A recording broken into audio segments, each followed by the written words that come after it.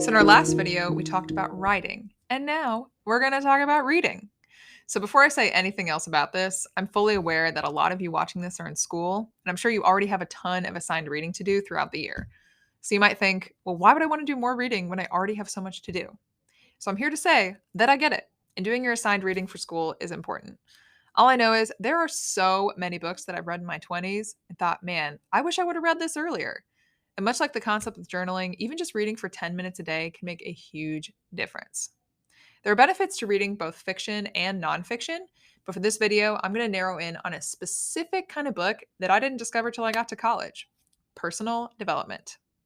These are books that teach you how to be more confident, more productive, more efficient with your time, better with relationships or social skills. The list goes on.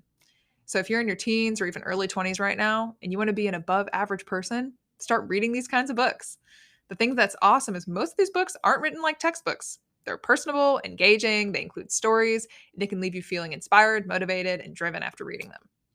There was even a study that found that 30 minutes of reading was just as likely to decrease psychological stress compared to yoga and humor.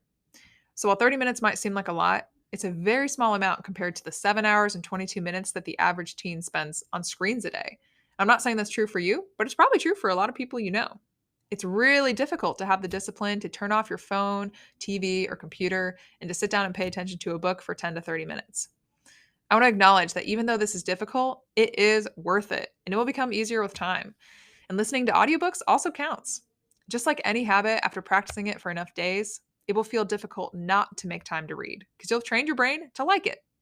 A couple of our favorite personal development books we recommend are Atomic Habits by James Clear, 7 Habits of Highly Effective People, How to Win Friends and Influence People, and What to Say When You Talk to Yourself. So here's your call to action. Pick out a personal development book, and once you started it, let us know what you're learning from it.